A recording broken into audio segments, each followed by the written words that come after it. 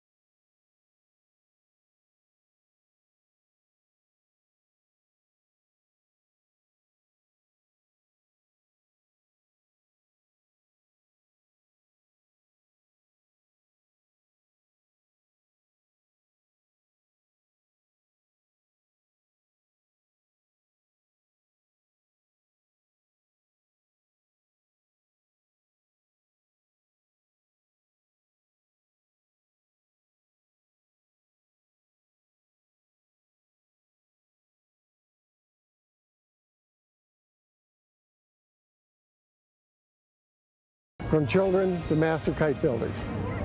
There's a lot more to see here at the Smithsonian Kite Festival in Washington, D.C. Maybe next year you'll come visit and explore more of this on your own. Wow, that looks like a lot of fun. Now today we have 4 students with us. Emily, can you tell us what we did? Well, Beth, from building, flying, and getting judged, we asked experts along the way for advice. Okay, well, speaking of experts along the way, I think, Emily, that you went to the Kite Festival and asked some people why kites were fun. Should we take a look at that? Yeah, let's take a look. Let's take a look.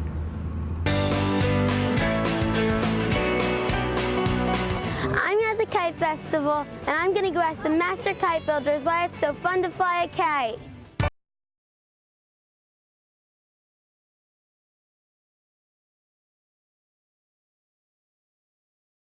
Put a kite on the end of a line and it goes up into the wind. All your stress goes up the line, into the kite, into the wind, and it's gone.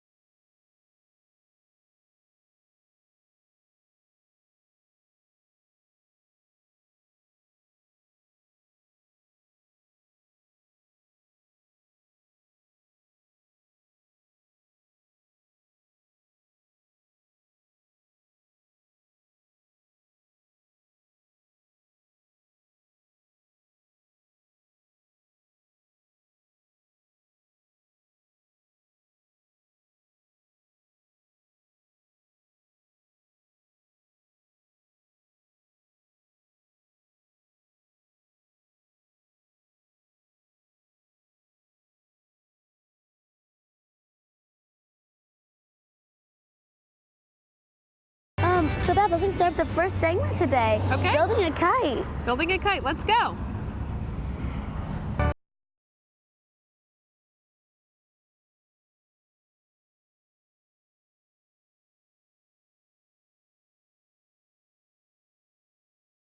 Why do kites fly? Well, it's kind of complicated, Gabby.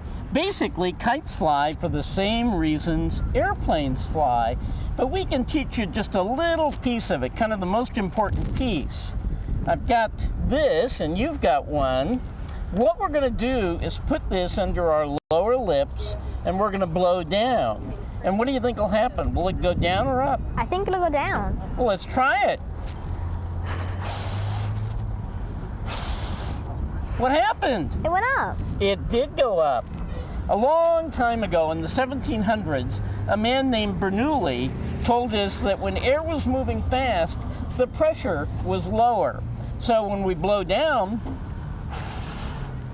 the air's moving faster over the top, the pressure's lower, higher on the bottom, up it goes. And that's just what happens to your kite or an airplane. So if you don't believe us, just take a look at how well the kites flew at the festival.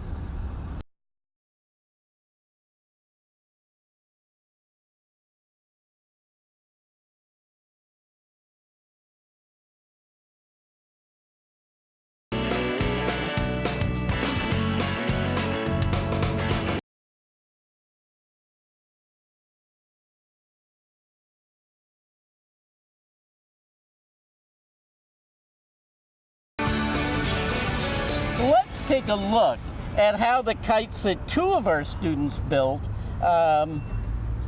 did for the festival. Let's take a look at how they built them for the festival. First, we'll watch Nigel build his bug kite, and then we'll watch Emily build her eddy kite. Now, Tom, I don't know much about those 2 kites, but I do know that the bug kite is a flat kite and the eddy is a bow kite. Great. Well, let's watch the kids build the kites and talk to us.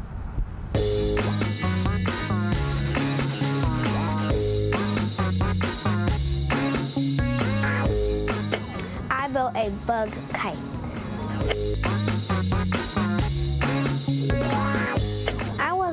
about the judges when I started to build my kite. I just said to have fun and do whatever I can.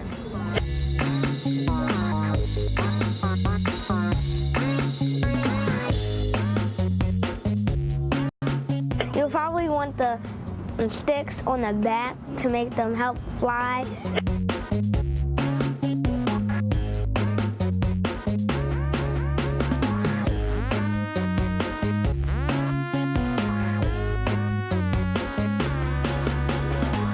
I think they should look out for my kite. It might be bad.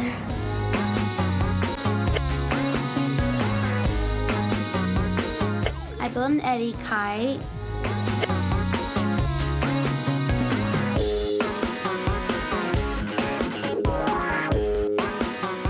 I'd say an eddy kite is, one of the more difficult kites to make.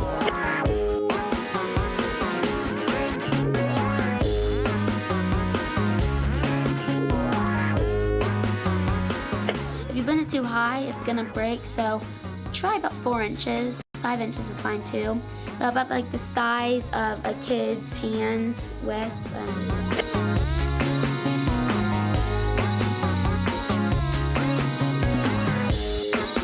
I ended up doing patriotic because that's what I thought would be fun, and I thought maybe the judges would like that.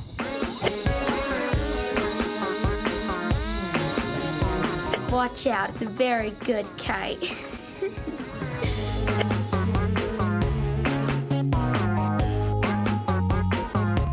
Okay, well, it's time to show off our 2 kites and talk about them a little bit.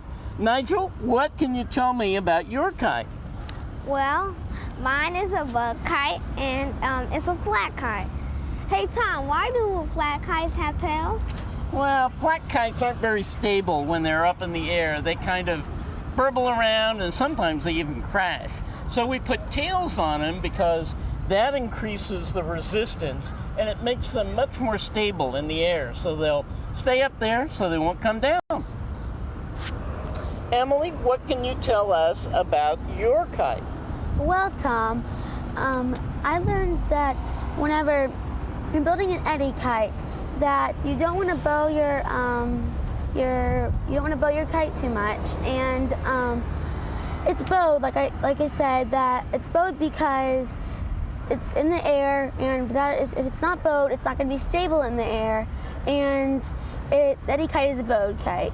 Yeah, it's bowed. We kind of tie the spar up like this, don't we? Mm-hmm. And as you said, that's what makes it stable in the air, so it doesn't really need a tail. Yeah. Okay, let's see how Julian and Gabby built their kites.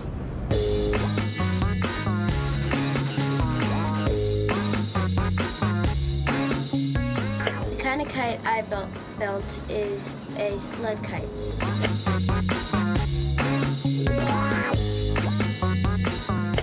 Since it's a kite festival, I thought it would be cool to put the kite festival on a kite.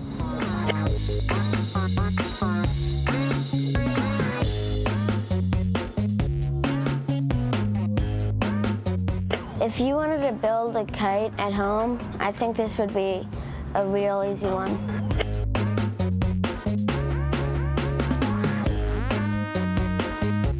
I'm not sure how I think it's gonna fly. I've never built a kite before, but I think this was amazing. It was really fun. It was a good experience. The kind of kite I built is a box kite.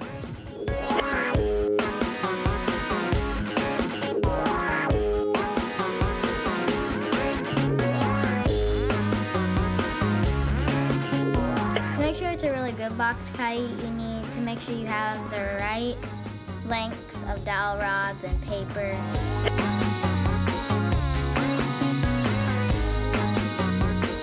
I'm not so sure about how my kite will fly.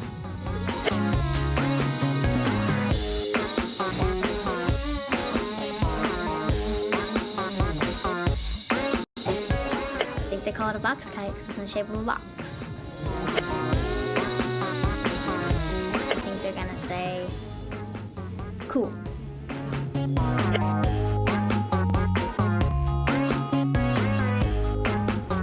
So Gabby, here's your box kite. What can you tell me about it? Well, I can tell you that the Bernoulli principle comes here when you have a box kite, because not only does the wind go around your kite, but also goes through the holes to keep it in the air. And I found that this kite was easy to build, but kind of harder to fly. Neat. You know, it's the kind of kite that the people who were trying to invent the airplane built because of it's got a really good structure. Now, we are going to see a your turn segment. Julian is going to be building a sled kite for us. This is a your turn activity, so get your materials. You need tape, scissors, 2 dowel rods. Kids, watch Julian. He's getting really good at this. You follow along with his instructions. String, and your template, and any type of material that you're going to use your to make your kite. And you can use regular paper. You can use, I made one out of regular paper, and I made one out of kind of paper bag material. And you can also make one out of trash bags. Those fly really well too. What are we using today, Julian? We're using Tyvek. And what is Tyvek? It's the stuff that you use to insulate houses with. Right, and the post office also uses it for their envelopes because it's really tough and it's hard to tear. It's a good material for kites. Yeah, so take your template and put it down and put your hand over it so it won't move and trace around it. And if you don't have materials, then you can write this down, and so you can do it at home.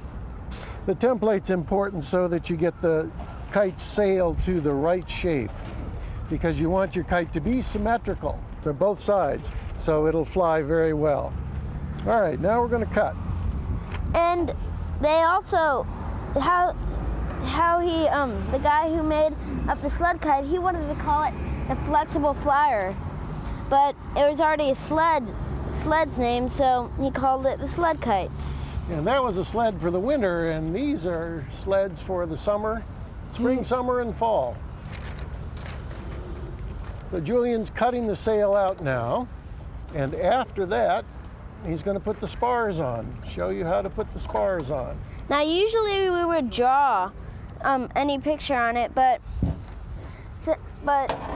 the way we're doing it now is we're just putting on the spars. And now there's a trick to put the spars on. You can take tape, any kind of tape, and you put it on the end like this, and then we put it on here, and then you fold it over. Why do you fold it over, Julian? So it can be stronger. Right. And then you cut the end off so it's symmetrical on both sides. Right. When you put the tape over both sides, the tape won't break and the spars will stay inside the kite. And you can tape one in the middle, right? You can tape one in the middle, that makes it even stronger still. The sticks are generally on the back of the kite. It doesn't matter much, but let's call where the sticks are the back of the kite. And you do that the same on the other side. All right, the sled kite has 2 sticks in it, and they don't cross, they're parallel. So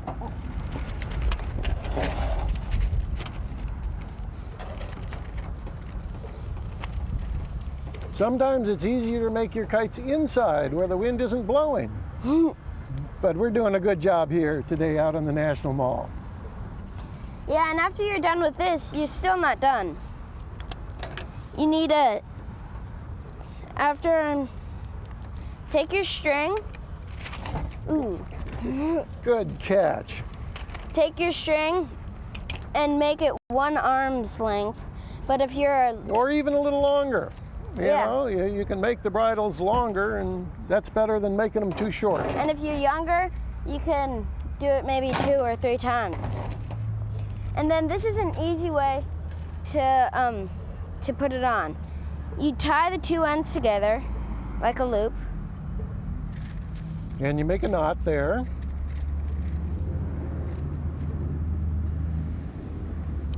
Julian's knotting the two ends of the line together.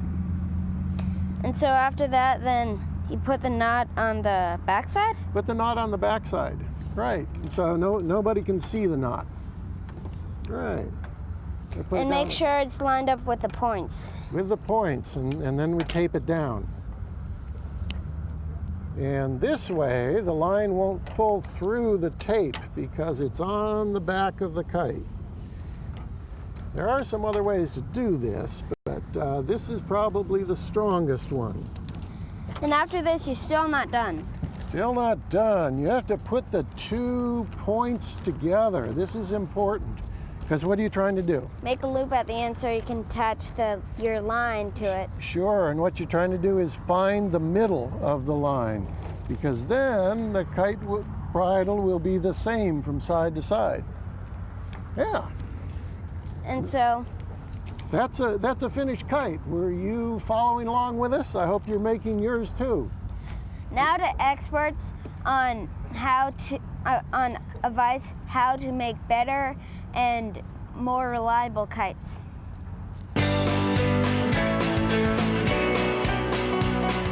I'm here at the Kite Festival, and there are lots of great experts on kites. Now I want to find out how you build a strong and reliable kite.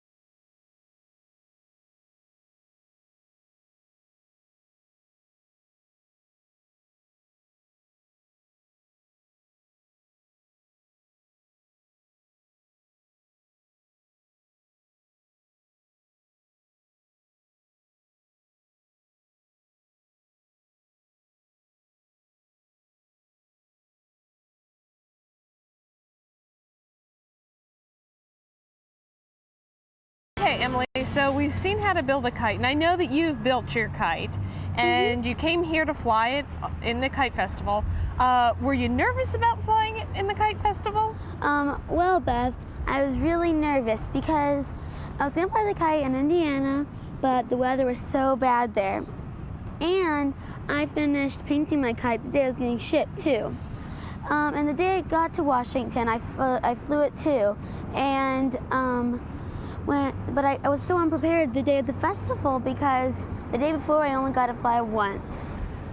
Okay, well, I think that we have some footage of you guys the night before the festival. Do you want to see it? Let's see it. Okay, let's take a look.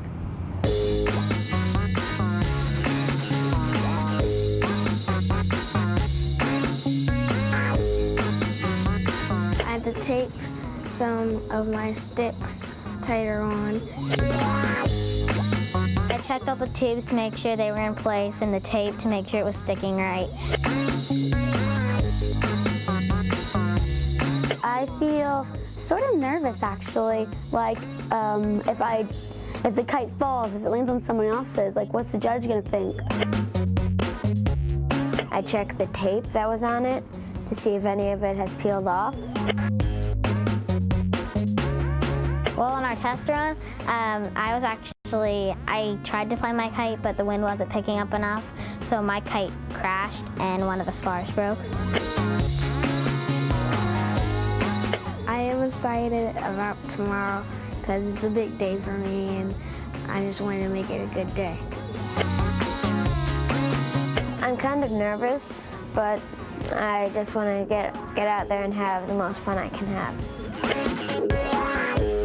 I might be a little dangerous. I don't know how good I am with kites at all, but I actually might be a little dangerous. Sorry if I crash into your kite.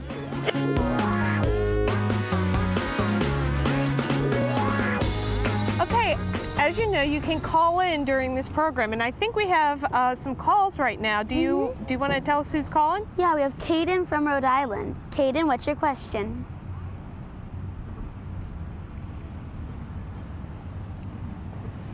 Hello?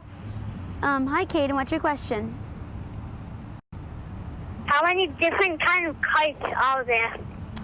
How many different kind of kites are there? I think Tom would know. Tom would probably know. Let's ask Tom. Tom, how many different kinds of kites are there? Well, Caden, there are many different kinds of kites. We're showing you 4 different kinds today, but there are lots of others. And if you watch the videos that we're playing during the show, you'll see them. You'll see lots of different kinds. Beth, Emily? Okay, who's next, Emily? We have Amelia from Massachusetts. Amelia, what's your question? Hi, how much wind do you need to fly a kite? How much wind do you need to fly a kite? Okay, do you want to ask John Burkhart that question? Yeah, let's ask John. Let's ask John. John, how much wind? Amelia, you probably need about 7 or 8 miles to fly a kite. 10 miles is really about perfect. 15 miles is pretty good, and 20 miles an hour, that's a real challenge. You might not want to take your kite out if it's 20 miles an hour. So 8, 9, 10, those are good wind speeds. Back to you, Beth. Okay, let's see, who's next, Emily? We have Zach from Indiana. Zach, what's your question? Who was the first person to make the kite? Oh, that's a great question. For Tom? Yeah, I think Tom would know the answer to that one. Tom? Tom? Well, we don't really know who the first person to make a kite was, but we know that it happened about 3,000 years ago in China, probably. And kites spread from China all through Asia and to other parts of the world. So about 3,000 years ago in China. Beth, Emily? Okay, Emily, who do we have next? We have Jeremy from California. Jeremy, what's your question? How tall is the biggest known kite? Wow. Let's ask Tom that one too. Yeah. How big is the biggest known kites? They've been made very large indeed. 100 years ago, military services built kites that were big enough to take human beings up into the air to look over the landscape and see if an enemy army was coming or something like that. So they've been made really large. Hey, Tom, I think that there are kites that are as big as a football field, and you have to tie them down to a truck. You don't want to be holding that all by yourself. They make them in Japan, don't they? They make them in Japan. They make them in New Zealand also. Beth, Emily, back to you guys. Okay, great. That's all the calls right now, but don't forget you can call in anytime during the show. We will have another question and answer period. Emily, what are we doing next? Well, we're gonna watch us decorating kites. Okay, let's decorate some kites.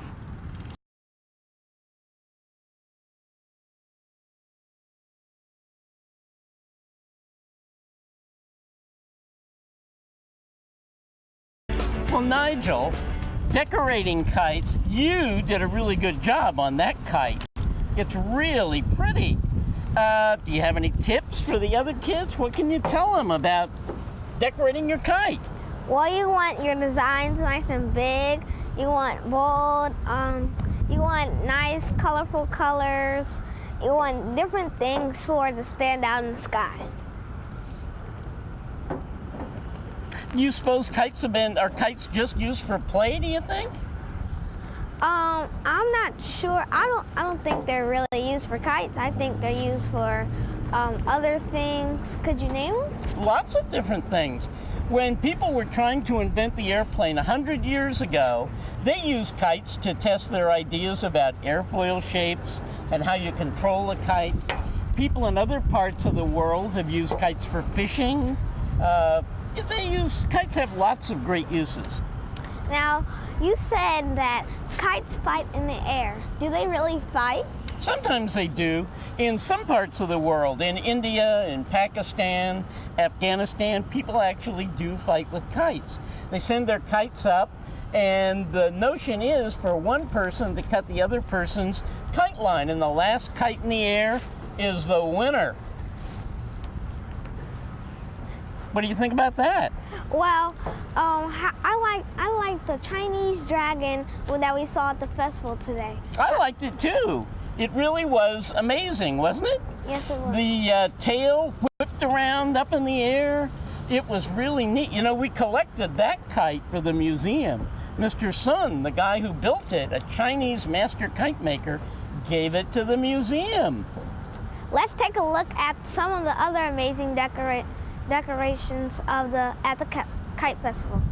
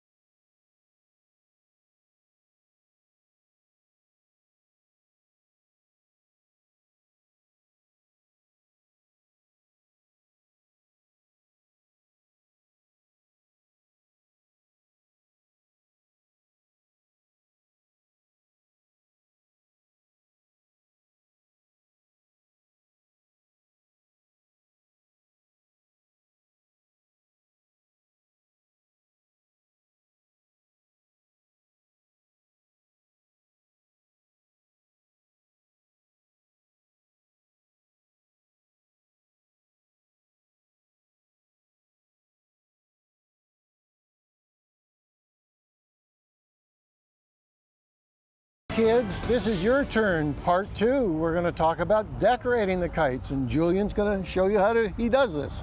We use markers, and you can decorate whatever you want, but you use something else than markers. I use ripstop nylon. It's sailcloth, and they make very colorful spinnakers. It's very strong, very light, and those are good materials for building kites, strong and light. Yeah, so you want to make your design big, and you can test it out by putting it as far away from you as possible, so you can see the design when it's up in the sky. Remember, the design is going to be 100 feet away or 200 feet away. If you make it really small, nobody can tell what you've got there. Now here's a design that Julian made the other day. You can see this one. A really nice smiley face. You said you like smiley faces. Yeah. I was happy. I was really goofy then, so I decided to make that. That's a good goofy face. Are you going to make one for us now? Well, we have our kite, and now you can make whatever you want. Like sometimes you can make a tree, maybe. All right, kids, remember, we want it to be big. Julian's making a big one. Because when it's way up in the air, you want people to be able to see what it is, and you can tell them a story about your design. So I fill in the colors so people can really see it.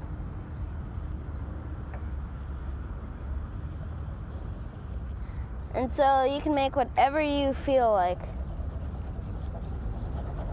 We've seen wonderful designs come out of a lot of classrooms, and kids, I hope you're building one now. All right, how about some tails? Yeah, tails help it be stabilized. Like, you put them on, cut them. Now, a sled kite doesn't really need tails, but it's very decorative, and it does help with the stability. Let's see. We need some Scotch tape. Yeah, tape. Tape's there someplace. I got it. Okay. And now you just tape it on. Tape it and onto you the can use backside. different color of ribbons. Right. Because that's pretty festive if you use different colors of ribbons. And you can tie ribbons on like bows on your tails. And when you tie the bows on the tails, it makes it a little fuzzier, and so you get more drag in the wind. Drag is good for higher winds. You don't really need it for the lower winds. Let's see one of your kites. Okay.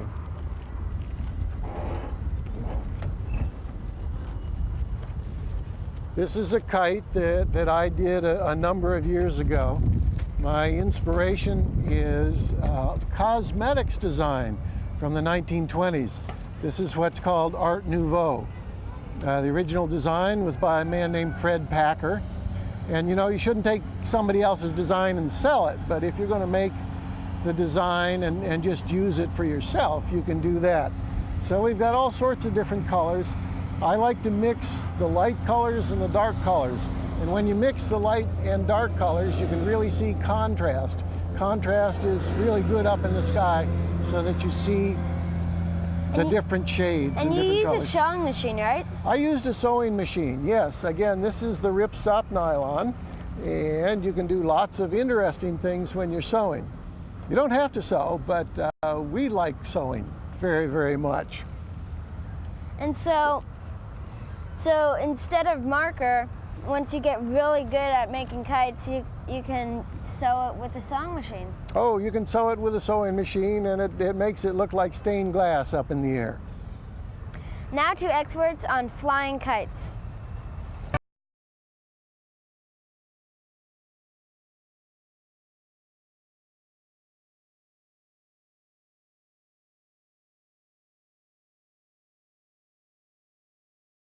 Okay, we have talked about building kites, we have talked about decorating kites. I guess what's left is how you fly a kite. What do you think you need, Nigel? What are the essentials to fly a kite? Well, obviously you need a kite, and you need a wide open space so it won't get caught in anything, or you need wind, lots of wind to make it fly. Those are good suggestions, but we have a friend here, John Burkhart, and I think John probably has some ideas about other things you need when you fly a kite. Lots of other good things. You need to have some kite line on some sort of a winder, one kind of a winder or another. All sorts of different ways that different cultures wind up their lines. You need to take care of yourself when you're out there. You need to have some water, you need to have some suntan lotion, and you probably need some sunglasses. Sunglasses are good on a sunny day. Tom, you want to tell us about safety? Well, I was going to say, what do you think, Nigel? What kind of safety precautions should we take when we're flying our kites? Well, as I said, you need to find a safe place to stay away from those power lines, the roads you don't want to get ran over, or your kite doesn't. You need to stay away from those kite-eating trees, and you need to stay, and then you need to stay away from storms. But then again, didn't Benjamin Franklin fly a kite in a storm? Well, that's the story. The story is he did it with his son, but we think he probably didn't really do it in a lightning storm because that would have killed you if lightning strikes your kite.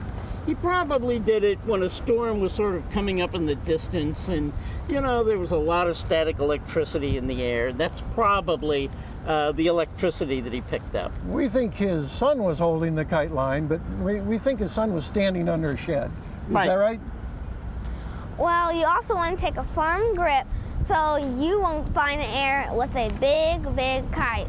And you don't want to go bye-bye and stay away from your friends and everybody.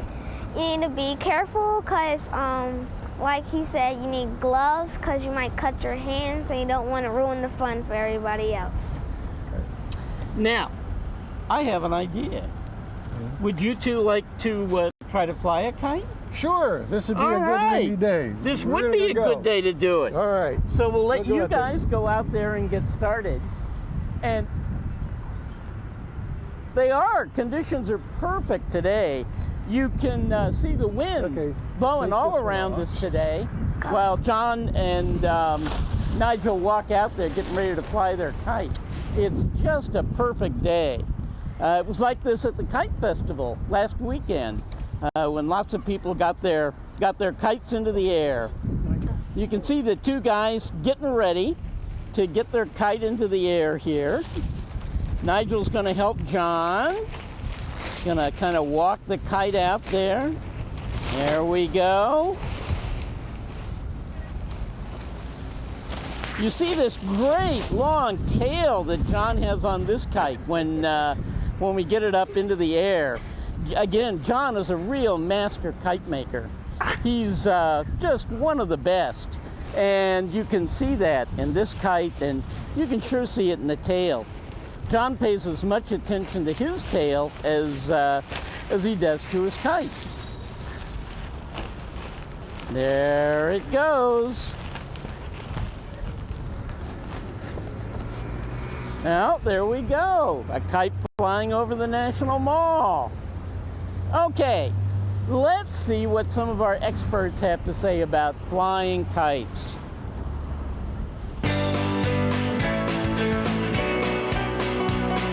Some of these kites get really high up in the sky. I'm going to ask some of the kite experts how to be a better flyer.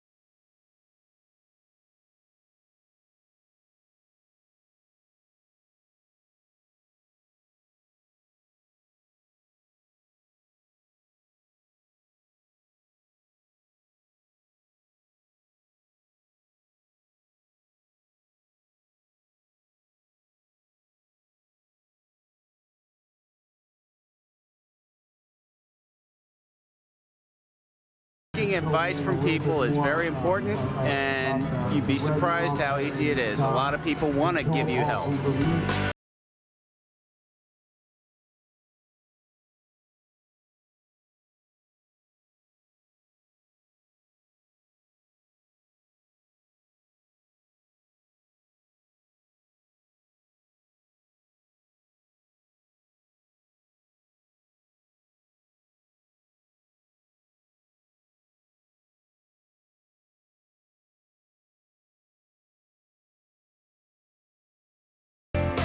Okay, Emily, so you built a kite and you're here in Washington and you're going to go to the Kite Festival. Were there any rules that you had to follow? Well, Beth, there was rules you had to follow, but I wonder what awards we could win too. Well, let's get through the rules first. Yeah. Do you know what the first one was? No, I don't. Why don't we ask a judge? Let's ask a judge. Judges are looking for you to make your own kite. Okay, Emily, did you make your own kite? I made my own kite. Rule number 1 down. Shall we see what rule number 2 is? Yeah, let's check it out. Okay. Your kite must stay in the sky for 5 minutes. Wow. 5 minutes. Did you keep it up for 5 minutes? Probably not, Beth, but you know, I had to go at it. Okay, well that's great. Let's see, do you think there are more rules? I think there are. Let's check it out. Okay. Judges are looking for good decoration, and we need to be able to see it when we're looking up there. Okay, so another good rule of thumb when you're decorating it, you need to see it in the sky, right? Yeah. That's one wacky judge. Oh, yeah. All right, let's see. Do you think she has more rules? I think she has one more. All right, let's see. Judges want you to be safe and courteous at all times. Okay, I think you were probably safe and courteous. I think so too. Should we watch you guys compete in the Kite Festival? Yeah, let's watch. All right, let's go.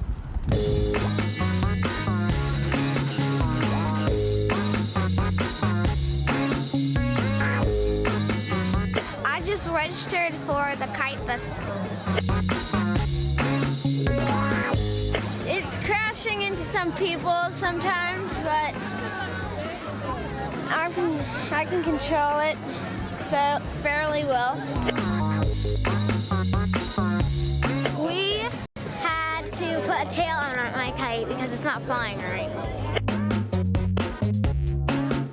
I've crashed a few times. I've been to the kite repair doctor because my kite's been having a lot of problems today. But I've got it pretty far in the air, I guess. We just had to go to the doctor a lot, so it's been able to get up there, but we just have to wait for the wind to pick up, so, you know. Well, we had to put a second tail on my kite, so we're trying to get it to fly again. A lot of compliments about my bug kite. They said I like the colors and how it's designed, and they hoped it would fly really well. There's lots of great kites out there. Well, I've gotten it in the air pretty far up, but it didn't exactly fall or crash, but it kind of landed. I think I have better luck to get it than all the 3 students. It never crashed. It interfered with another kite, and it almost did, but it flew back up. What happened? Let's see. My kite crashed. Well, flying was fun, even though it didn't go up all that much. I've been doing good. I hope I got first, second, or third. Pretty much, I did good. What happened? This is called a disaster. This is a disaster.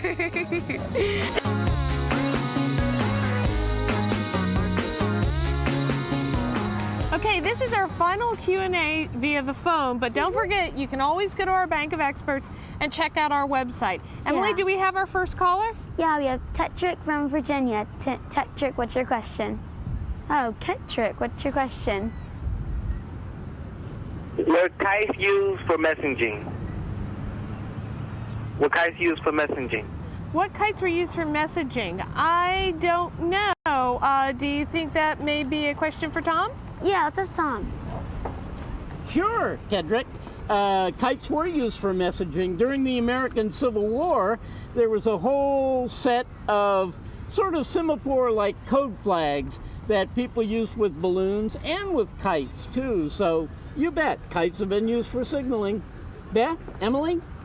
Okay, who do we have next, Emily? We have Nathaniel from Washington, D.C. Nathaniel, what's your question?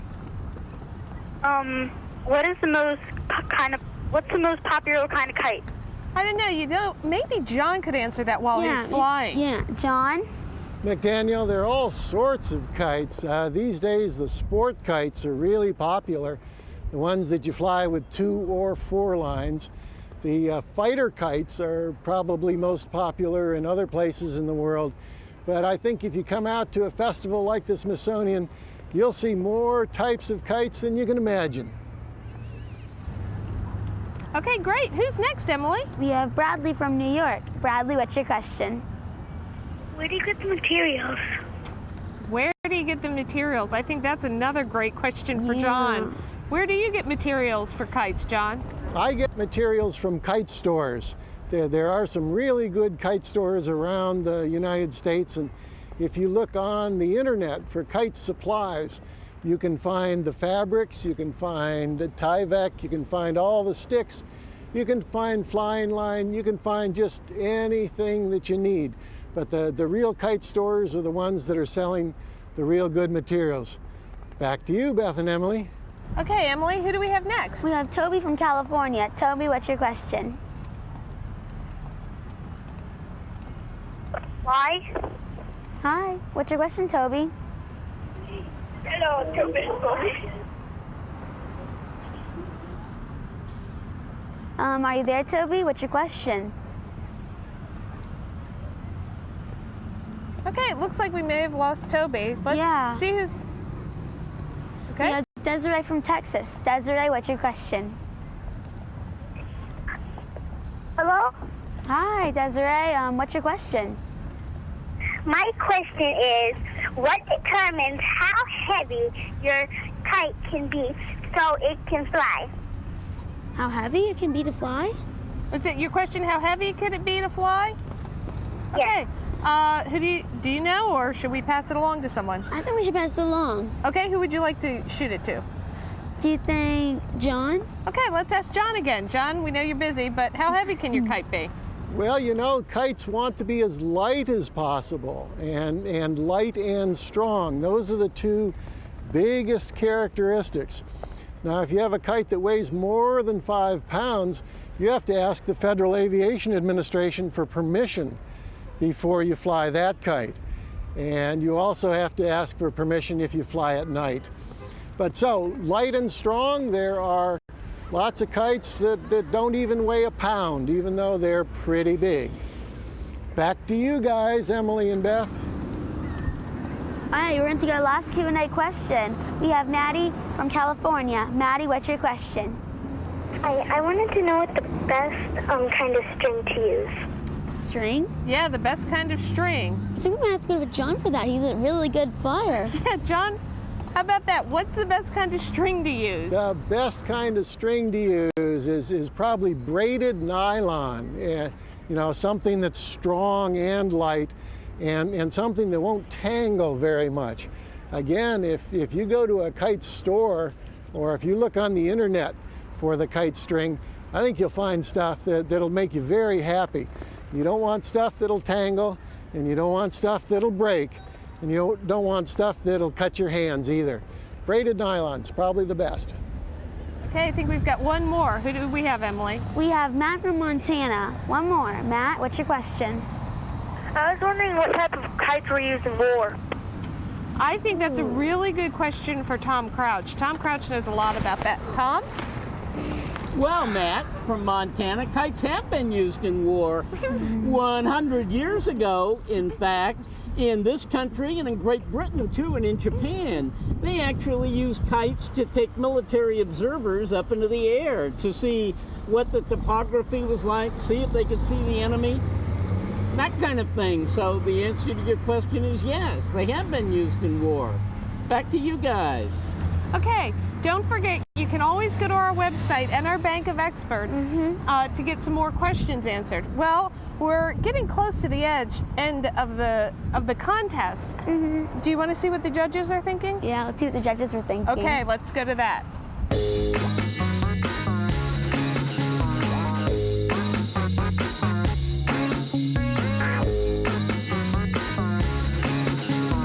This is why we like the sled kites, because the sled kites are easy to fly, even for one that little. I love that kite.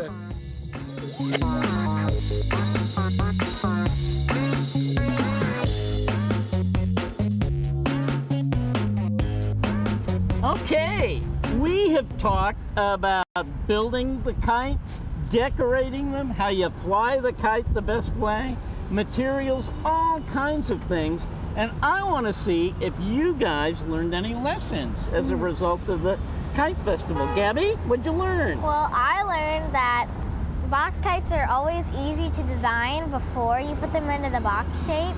And also the Bernoulli principle comes because not only does the wind go around my kite, but it also goes through it.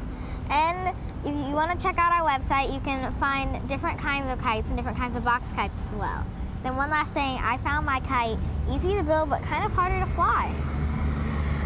Okay, Nigel, is there anything you want to share with the kids out there? Well, I say to build your kite nice and strong so it can fill in the air. You want it small or big. You want one that flies very well so you can have fun out there. You can make your string go as much as you can. My kite flew very high. It's small, it flew very high, but I could make it bigger and it will fly even better. Julian, how about you? What'd you learn about sled kites? Well, I learned that sled kites are real easy to fly, and they are pretty cool to fly around, and they're one of the best kites I think that I've ever made. But it's also the only kite I've ever made too, though. Well, Emily, you had one of the toughest kites to build. What can you tell us about your Eddie kite? Well, Tom, like you said, my kite is one of the hardest ones to build. And it's supposed to be really easy to fly. But see, at the Kite Festival, I found that it was hard to fly. And, you know, then again, I'm not the best kite flyer. You know, I bet he's better than I am, so. But I also learned that if you bow the Eddie kite too much, your spar will break. And that's not good either. And the whole point that mine is tailless is because the inventor of my kite, which is William Eddy, decided to invent a kite that would be tailless. And so we ended up making it, and it was a really nice kite too. Great! Now, I have one more question for all of you guys. Did you have a good time? Yeah! Did. Great! Okay, the big moment is here. Let's watch and see what the judges decided. It is my great honor and privilege to be giving out the awards. What fabulous kites we saw out there. Everybody walks out a winner, but we have a few extra special prizes.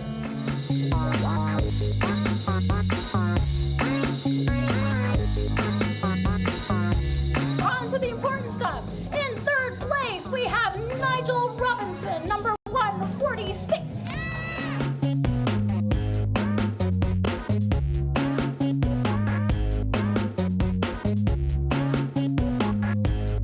At the award ceremony, I got third place at the Kite Festival.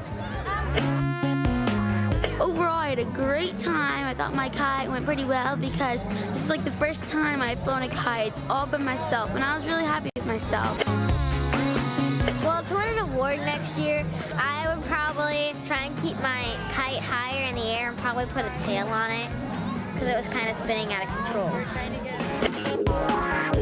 I had a really good time today. Just because I didn't win doesn't mean I can't have fun.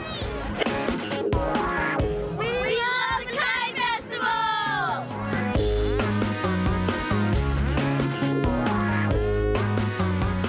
Okay, well, we're just about wrapping up today. We want to remind you that on April 22nd, there's another electronic field trip on the Everglades, and we hope you will join us for that. So, did you enjoy yourself? Oh, Beth, I had a great time. That's terrific. Do you think you'll keep flying kites? I think I will definitely keep flying kites because I had a great time at the Smithsonian Kite Festival. And, you know, just what inspired me to keep on flying them. Okay, great. So we need to thank a couple of people. Who do we need to thank? We need to thank Best Buy Children's Foundation. We need to thank Ball State University. And definitely National Air and Space Museum. All right, high five. Oh, yeah. Bye. Bye.